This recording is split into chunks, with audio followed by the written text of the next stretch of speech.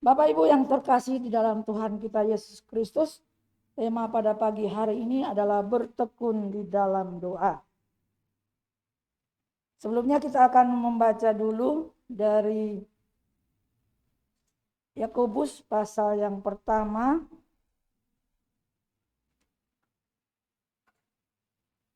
ayatnya yang ke-12 sampai dengan ayat 18. Pengujian dan pencobaan. Berbahagialah orang yang bertahan dalam pencobaan, sebab apabila ia tahan uji, ia akan menerima mahkota kehidupan yang dijanjikan Allah kepada barang siapa yang mengasihi Dia. Apabila seorang dicobai, janganlah ia berkata pencobaan itu datang dari Allah. Allah tidak dapat dicobai oleh yang jahat, dan ia sendiri tidak mencobai siapapun. Tetapi tiap-tiap orang dicobai oleh keinginannya sendiri, karena ia diseret dan dipikat olehnya. Dan apabila keinginan itu telah dibuai, ia melahirkan dosa. Dan apabila dosa itu sudah matang, ia melahirkan maut.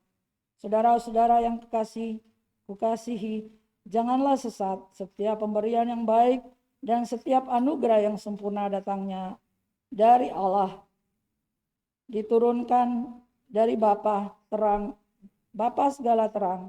Padanya tidak ada perubahan atau bayangan, karena pertukaran aku hendaknya atas kehendaknya sendiri. Ia telah menjadikan kita oleh firman kebenaran, supaya kita pada tingkat yang tertentu menjadi anak sulung di antara semua ciptaannya. Bapak, Ibu, dan saudara-saudari yang kekasih di dalam Tuhan kita Yesus Kristus, tema kita bertekun di dalam doa. Tadi kita sudah mendengarkan pembacaan ya di Samuel pasalnya yang pertama.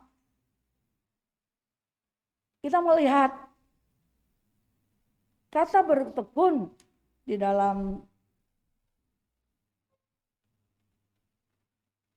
arti bahwa di dalam kita melakukan kegiatan yang dilakukan dengan terus-menerus demi tujuan yang akan kita capai.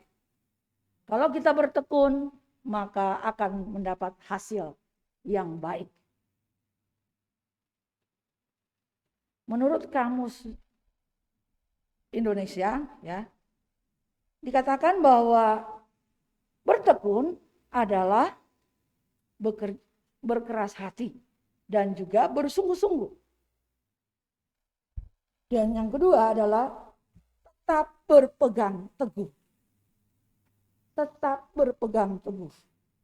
Bapak Ibu yang terkasih di dalam Tuhan kita Yesus Kristus, doa adalah nafas setiap orang percaya. Doa adalah nafas setiap orang percaya.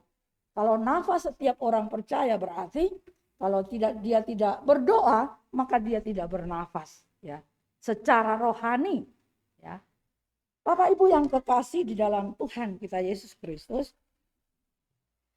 kita melihat di dalam kehidupannya seorang ibu, ya, yang namanya Hana.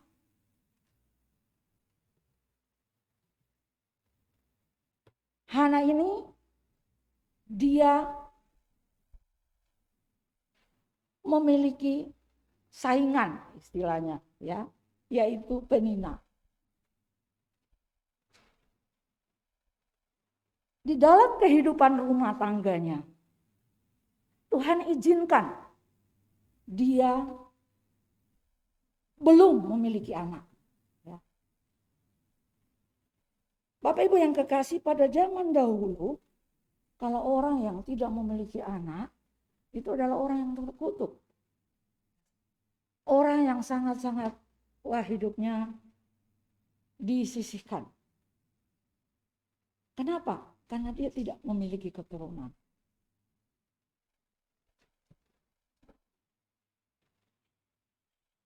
Kita melihat kehidupan Hana. dari tahun ke tahun. Kalau kita melihat di sini pada ayatnya yang pertama sampai dengan ayatnya yang ke-9 ya. Yang mana Hana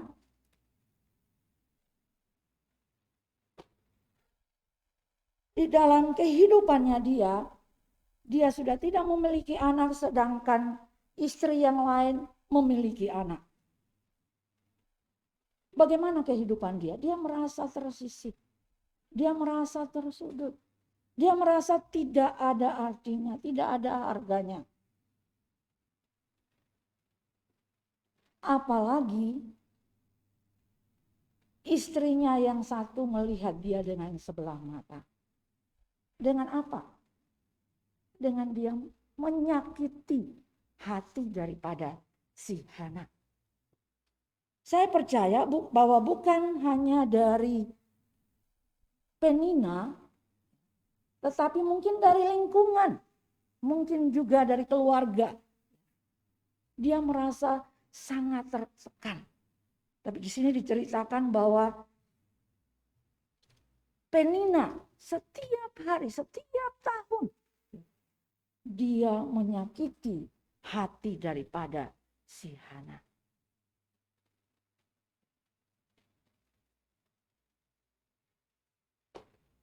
Dalam tafsirannya juga dikatakan Hana ini adalah, kalau kita baca di Kejadian 2 dan di Matius, dikatakan Hana ini adalah orang perempuan ya, seorang nabi.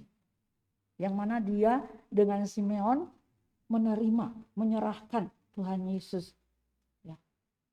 Bapak Ibu yang terkasih di dalam Tuhan, kalau dia memiliki sikapnya yang mana dia di dalam dia menanggapi masalah oleh karena dia tidak memiliki keturunan, dia diejek, dia disepelekan, dia disakiti hatinya, betapa pedihnya kehidupannya dia, ya.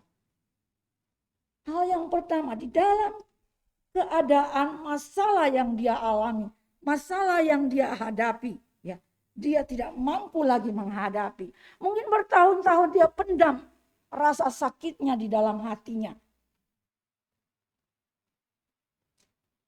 Dia mengalami sesuatu yang sangat terpuruk.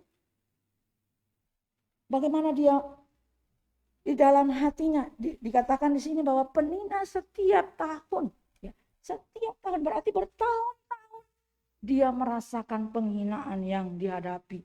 Apalagi serumah, apalagi tiap hari dia melihat, dia bertemu bagaimana hatinya Hana di saat-saat dia mengalami hal seperti itu. Saya tahu bahwa suaminya Elkana dan Hana dan keluarganya orang yang sungguh-sungguh percaya kepada Tuhan, sehingga mereka sering pergi ke rumah Tuhan untuk beribadah, untuk mempersembahkan korban syukur. Walaupun demikian, dia terus mengalami masalah yang membuat dia tidak kuat lagi. Akhirnya pada suatu waktu, ya, sampai dia tidak mau makan. Sehingga suaminya berkata kepadanya, mengapa engkau menangis terus? Mengapa engkau tidak mau makan? Saya percaya bahwa kita semua pernah mengalami, apalagi kaum ibu ya, pernah mengalami hal-hal seperti ini di dalam menghadapi masalah pergumulan, baik di dalam keluarga, baik di dalam pekerjaan, atau di dalam segi apapun. Bukan hanya ibu-ibu, kita semua pasti pernah mengalami hal yang membuat kepedihan itu ada di dalam kehidupan kami. Kenapa demikian? Karena masalah-masalah yang Tuhan berikan kepada kita, Dia mau supaya kita apa? Bergantung kepada Tuhan. Kita melihat dari pasal 1 sampai pasalnya yang ke-9, ke-10. Di sini yang mana begitu kehidupannya Hana sangat terpuruk. Dan di saat suaminya berkata, mengapa engkau menangis? Bukankah anak laki-laki yang 10 itu aku lebih berharga? Tapi namanya orang kalau sudah sakit hati, susah untuk dipulihkan. Akhirnya apa yang terjadi? Pada suatu waktu, ya, kalau diadakan suatu pesta, pasti ada minum. Nah, suatu waktu, dan pada waktu itu, Hana dia sungguh-sungguh tidak mampu. Dan dia datang ke rumah Tuhan. Dia berada di rumah Tuhan, dia berdoa. Dia berdoa dan dia mengucapkan seluruh kepedihan yang ada di dalam isi hatinya. Kita melihat dari yang ayat 11 sampai dengan ayatnya yang ke-16. Di situ kita melihat bagaimana Hana dia berdoa, dia mengungkapkan kepedihan hatinya kepada Tuhan. Tetapi dia berdoa, dia tidak mengucapkan kata-kata. Bibirnya aja yang komatkan. Sehingga apa yang terjadi? Sini kita melihat Nabi Elia, dia mau berprasangka buruk kepada si Hana. Kenapa? Karena dia melihat, wah, Hana ini biasanya nggak seperti ini. Kok sekarang dia berdoa, dia seperti orang mabuk. Tapi apa yang terjadi, Bapak Ibu yang kekasih? Dia seperti orang mabuk. Tetapi si Hana bilang, Tuhan, aku tidak mabuk. Aku tidak mabuk. Kenapa dia katakan dia tidak mabuk? Karena aku ini sedang berdoa. Kenapa dia dikatakan mabuk? Karena baru ada pesta dan pastilah minum-minum. Dan pastilah Hana mabuk. Tetapi apa yang terjadi? Hana, dia berkata kepada si Imam Eli,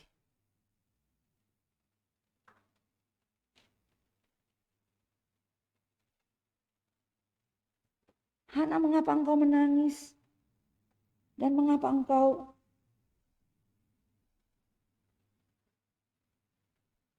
ayatnya yang ke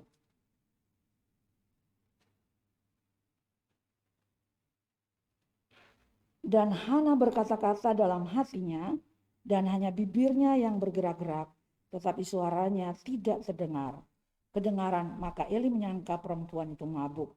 Lalu kata Eli kepadanya, berapa lama lagi engkau berlaku seperti orang mabuk? Lepaskanlah dirimu daripada mabukmu.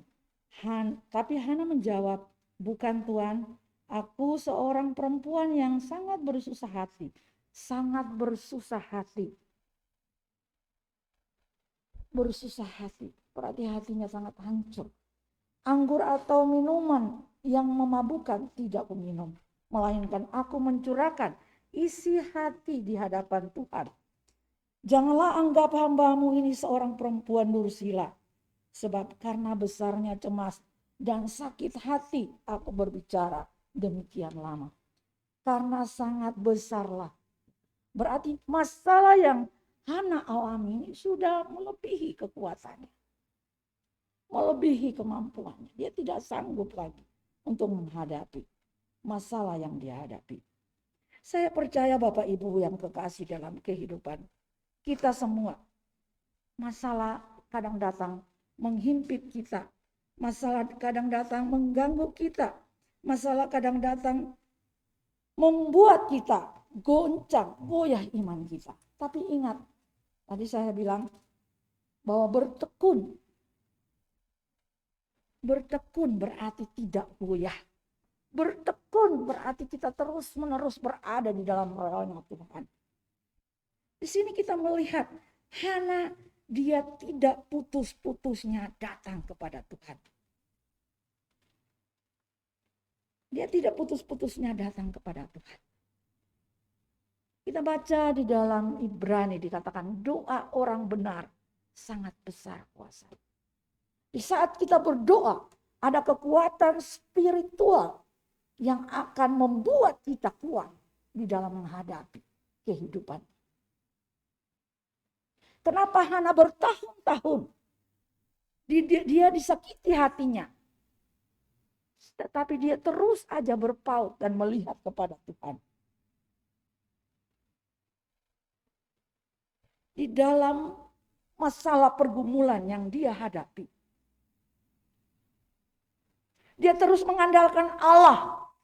Dia menyerahkan kepedihan hatinya kepada Allah. Situasi dan kondisi dalam kehidupan umat manusia seringkali membuat kita jauh daripada Tuhan. Kenapa? Karena kita lebih memilih apa yang menurut kita cepat untuk menolong kita. Sehingga kita gelap mata. Kita mencari pertolongan yang lain yang mungkin cepat, lebih cepat dari pertolongan Tuhan. Tapi Tuhan katakan apa? Kita melihat di dalam Korintus 10 ayat 13 dikatakan apa? Pencobaan-pencobaan yang kamu alami tidak melebihi kekuatanmu. Saat kamu dicobai, Allah dengan kekuatannya akan menolong kamu, akan keluar dari masalah-masalah yang kamu lihat. Karena di saat kamu tidak berdaya, di situ Allah akan menopang. Allah tidak akan membiarkan kita jatuh sampai tergeletak. Allah akan menopang, meneguhkan kita, menolong kita untuk kita bangkit.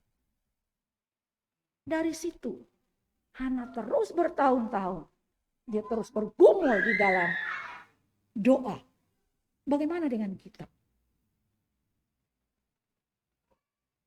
Doa orang yang percaya, dia tidak akan jemu-jemu. Dan dia tidak akan bosan-bosan sebelum doanya terjawab.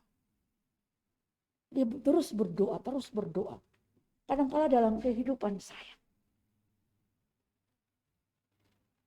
kurang bertekun di dalam doa. Kenapa? Karena Tuhan terlalu lama. Tapi Tuhan bilang apa? Kita harus bertekun.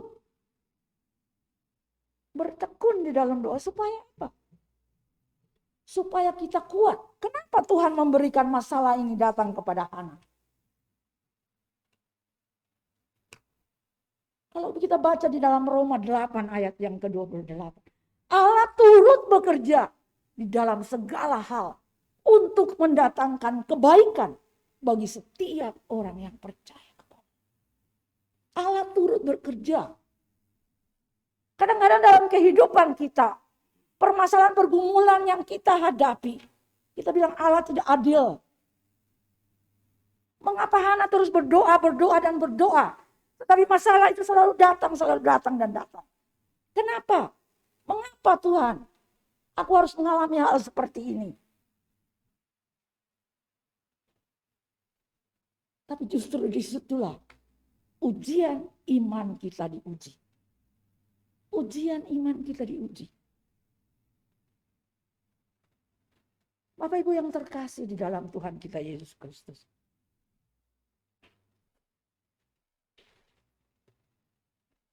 Hana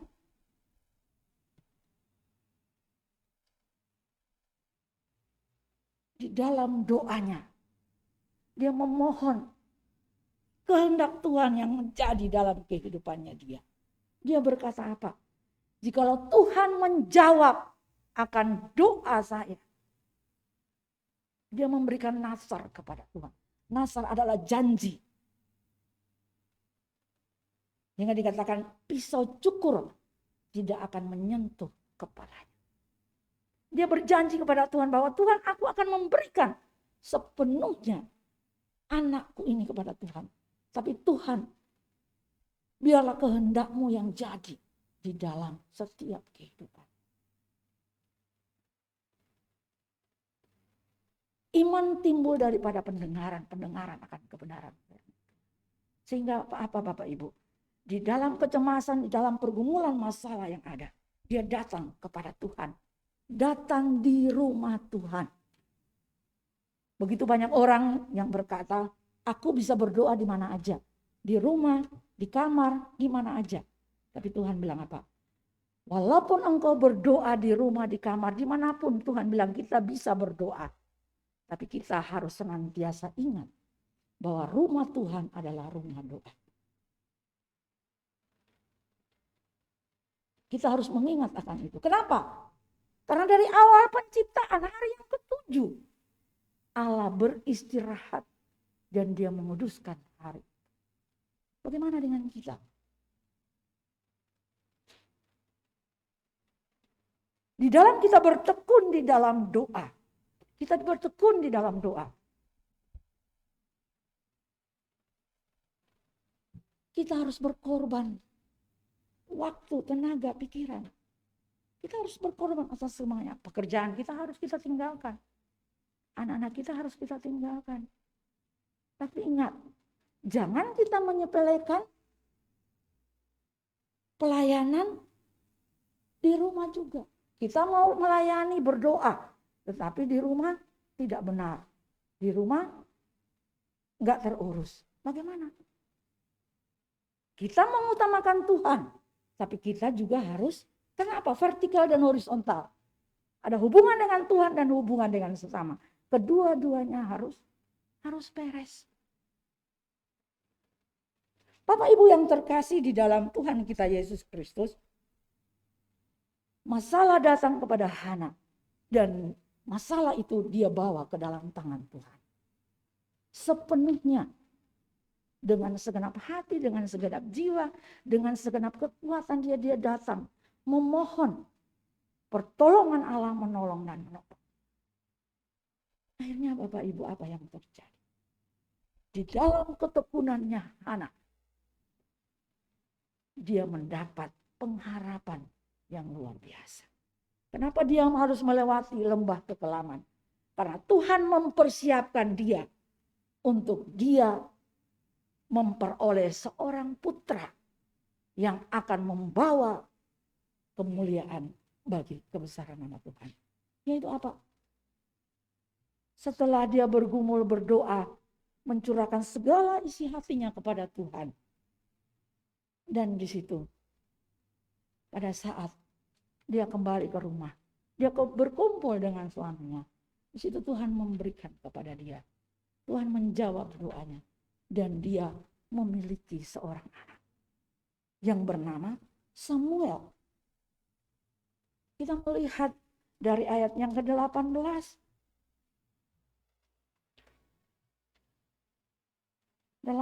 Sampai dengan ayatnya yang ke-28. Penyertaan Allah. Jawaban doanya Hana terkabul. Seringkali kita berdoa, kenapa? Ada 3 pokok doa, 3 jawaban doa dari Tuhan. Kita dijawab oleh Tuhan.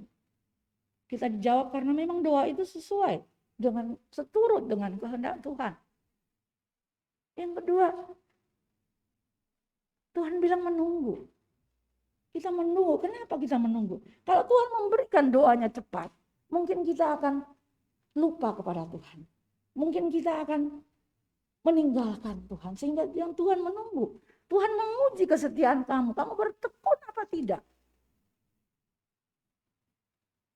Kita menunggu jawaban Tuhan. Dan Tuhan pasti akan memberikan jawaban doa-doa kita. Dan yang ketiga apa? Tuhan tidak menjawab sama sekali. Kenapa Tuhan tidak menjawab? Karena doa yang kita naikkan tidak sesuai dengan kehendak Tuhan. Atau doa yang kita naikkan, mungkin kita memaksa kehendak Tuhan. Mungkin akan membuat kita bertambah jauh daripada Tuhan. Berdosa terhadap Tuhan. Bapak Ibu yang terkasih di dalam Tuhan. Kita melihat bahwa kehidupan Hana menjadi suatu contoh dan suatu panutan bagi setiap orang-orang yang berada di dalam perlindungan Tuhan.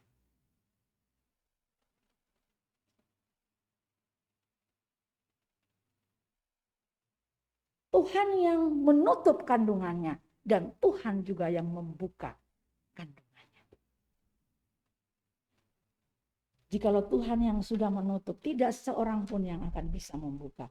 Tetapi Tuhan, jikalau Tuhan sudah membuka, tidak ada seorang pun yang bisa menutup. Waktu beberapa tahun yang lalu, kita kaum ibu, kita menonton film ya, War Room ya. Kita menonton film War Room. Di situ bagaimana menceritakan sebuah keluarga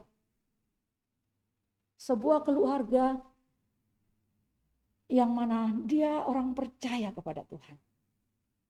Tetapi dalam keluarga itu mengalami masalah. Suaminya dengan perempuan lain, pekerjaan suaminya dipecat. Pada saat-saat suaminya melambung tinggi, sukses, ya, dia tidak mempedulikan keluarganya, anaknya, istrinya. Tetapi terus-menerus istrinya berdoa. Bahkan dia memisahkan ruangan pakaian, ya. Dia membersihkan semuanya itu. Dan dia menjadikan ruangan itu adalah ruangan doa. Untuk dia terus setiap hari dia mencurahkan isi hatinya kepada Tuhan. Dia bertelut, dia menangis, dia berdoa kepada Tuhan. Tuhan tolong pulihkan keluargaku. Tuhan tolong pulihkan suamiku. Akhirnya apa Bapak Ibu yang kekasih dalam Tuhan? Dia juga punya seorang mentor ya. Dia berkomunikasi, dia berdoa bersama. Dan apa yang terjadi? Allah tidak menutup telinganya untuk mendengarkan setiap permohonan dari setiap anak-anak Tuhan.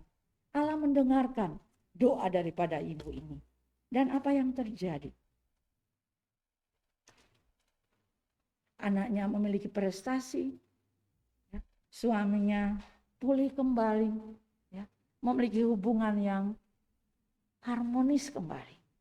Karena satu, kekuatan doa itu mampu memberikan pertobatan, memberikan pemulihan dari yang tidak baik menjadi baik. Bapak Ibu yang kekasih dalam Tuhan, kalau kita melihat cerita daripada lahirnya Samuel dan bagaimana Hana, perjuangan kehidupannya untuk membuat Samuel menjadi seorang hakim yang sungguh-sungguh mengandalkan Tuhan dan menjadi berkat bagi sesamanya. Kenapa? Dimulai dari awal penderitaan. Dimulai dari kekelaman.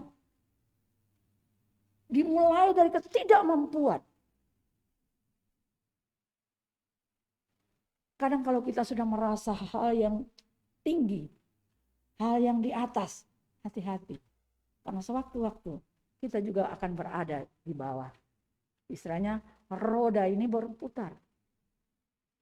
Sekali waktu dia di atas, sekali waktu dia di bawah. Maka kita harus melihat. Dan kita harus memiliki hubungan yang intim dengan Tuhan. Sehingga apa? Sehingga kita tidak salah.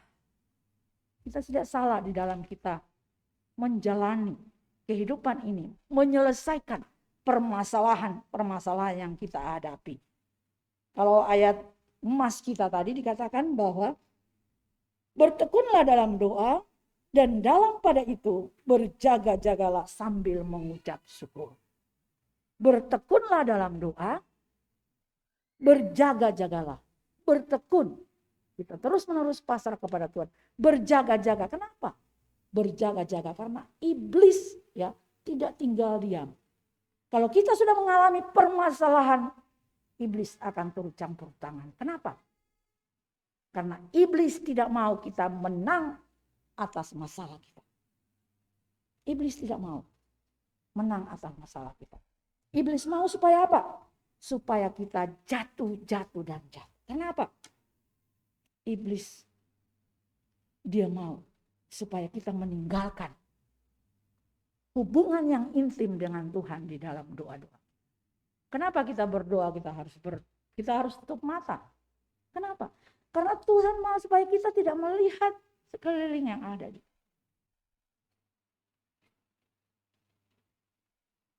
Kita buka, sebentar lihat kiri, sebentar lihat kanan. Wah. Tapi ini kita mau supaya di saat kita doa, hubungan kita dengan Tuhan, hati kita terbuka kepada Tuhan. Hati kita terbuka, berpaut dengan Tuhan. Kenapa? Karena Tuhan mau supaya kita sebagai anak-anak Tuhan, sebagai umat Tuhan, kita mau memberikan yang terbaik kepada Tuhan. Seringkali kita katakan, doa itu biasa. Sudah biasa aku berdoa. Gak perlu lagi diajarin, gak perlu lagi diingatin. Aku selalu berdoa kepada Tuhan. Betulkah demikian? Apakah doa kita melakukan itu dengan penuh kesungguhan? Atau doa itu hanya rutinitas dalam kehidupan kita? Semenjak kita datang, kita berdoa, ya sudah kita pulang.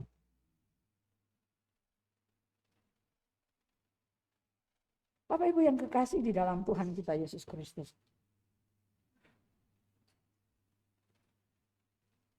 Di dalam kita menjadi orang-orang yang percaya kepada Tuhan. Satu hal, kita harus menjadi orang-orang yang beriman kepada Tuhan Yesus. Kenapa? Kita berbeda dari orang-orang yang berada di luar Tuhan. Kita berdoa kepada Tuhan yang kita kenal. Bukan Tuhan yang kita tidak kenal. Kita berdoa, kita tahu fokusnya itu kemana. Arahnya itu kemana. Karena orang mau bepergian, pasti orang tahu dia mau pergi ke tujuan yang mana. Tapi kalau dia tidak tahu mau pergi ke tujuan yang mana, dia mau kemana? Jalan kiri, jalan kanan, banyak jalan. Orang berkata banyak jalan menuju ke Roma. Banyak jalan menuju ke Roma. Banyak orang juga berkata, banyak jalan menuju ke surga.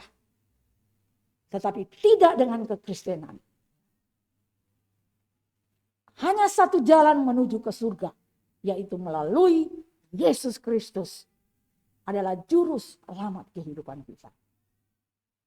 Bukan kita mau berkata kita sombong. Tetapi itu memang sudah tertulis di dalam kebenaran firman Tuhan. Hanya orang yang mengaku Yesus sebagai Tuhan dan juru selamat, dengan lidahnya, dengan hatinya dia percaya, dia beriman kepada Tuhan, maka dia akan menuju kepada surga. Kembali kepada aplikasi kehidupannya, yaitu kalau dia sudah percaya mengakui Tuhan sebagai Tuhan dan juru selamat dalam hidupnya, dan dia berdoa arahnya kepada Tuhan Yesus, pasti karakter-karakter Tuhan itu ada di dalam kehidupannya dia. Sehingga karakter itu yang merubah dia menjadi dia memiliki hidup mirip dengan Kristus. Kenapa Hana tadi dia berdoa, ditegur, dia mengatakan bahwa aku sedang berdoa. Bisa aja dia marah, bisa aja dia pergi, bisa aja dia meninggalkan Imam Eli. Tapi dia merendahkan hatinya. Dia berkata bahwa aku sedang berdoa. Orang yang sudah sakit hati ditanya lagi, pasti dia ngamuk. Tetapi dengan kerendahan hati dia berkata bahwa aku sedang berdoa. Bagaimana dengan kita? Di dalam kita menanggapi situasi dan kondisi, di saat kita memiliki masalah yang terpuruk di dalam kehidupan kita. Apakah kita cari waktu untuk kita berdoa? Atau kita pergi shopping? Atau kita melakukan hal yang menurut kita senang tapi bertentangan dengan kebenaran firman Tuhan?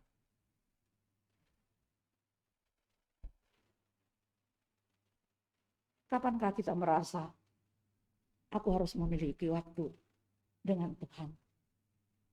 Kapankah kita merasa bahwa Tuhan akan membebaskan aku dari setiap masalah pergumulan yang aku hadapi? Kapankah kita merasa bahwa Tuhan sanggup memulihkan aku? Tuhan sanggup menopang aku, meninggalkan masalah yang aku hadapi. Saya percaya bahwa di saat kita bertekuk lutut di hadapan Tuhan, di situ jawaban doa itu sudah ada di dalam diri kita. Tinggal menunggu waktunya Tuhan memberikan itu kepada kita.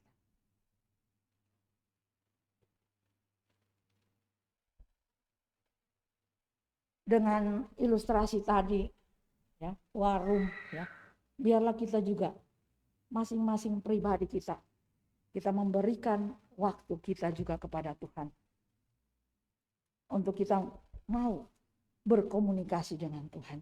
Kenapa? Kita menjadi anak Tuhan, tapi tidak ada komunikasi sama sekali dengan Tuhan, percuma. Seperti patung, ya, seperti patung. Dia dipakaikan baju, dipakaikan semua yang dia gunakan itu bagus dan indah dipandang oleh orang lain. Tetapi tidak ada respect, tidak ada hubungan, tidak ada kontak, ya, untuk dia melakukan aktivitas. Jangan-jangan kita seperti itu. Seperti patung yang bernyawa.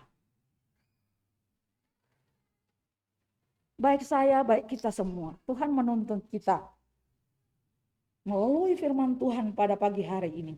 Ya. Di dalam masalah, kita datang kepada Tuhan. Kita mengungkapkan semuanya kepada Tuhan. Dan Tuhan yang akan bertindak di dalam setiap keputusan yang kita hadapi. Setiap pergumulan yang kita hadapi. Karena apa? Karena Tuhan tidak pernah meninggalkan kita. Karena Tuhan tidak pernah meninggalkan dan jauh daripada kita. Kita lihat di dalam 1 Timotius 5. Di situ dikatakan apa? Kita harus tetap berdoa. Kita harus tetap bersukacita. Dan kita harus tetap bersyukur. Ketiga hal ini selayaknya ada di dalam kehidupan pribadi kita, lepas pribadi. Sehingga apa? Di dalam kita ada masalah, kita bisa menampakkan sukacita. Sukacita yang tidak diberikan dunia ini. Walaupun kita kekurangan, tetapi kita tetap bersukacita di dalam Tuhan. Karena kenapa kita bersukacita? Karena ada Yesus dalam hidup kita. Sehingga ada ucapan syukur yang keluar dari hidup kita. Kenapa sering orang berkata bahwa orang yang sungguh-sungguh percaya kepada Tuhan, mengandalkan Tuhan, ada aura, ya, auranya Kristus yang kelihatan di dalam kehidupannya. Kenapa? Karena Kristus memberikan kepada kita supaya orang di sekeliling kita bisa melihat dan bisa dia merasakan ada Kristus di dalam kehidupan kita. Dengan apa? Dengan kita menjadi berkat bagi sesama kita. Kita tundukkan kepala kita satu di dalam doa.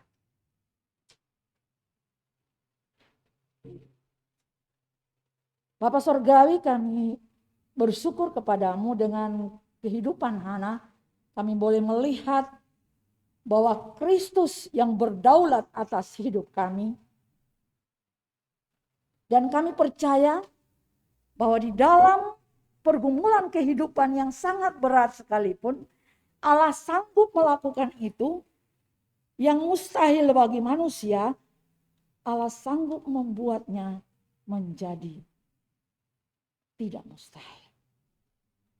Kami bersyukur punya Allah seperti Engkau Tuhan Yesus, yang tidak pernah memberikan kami ular kalau kami minta makan roti.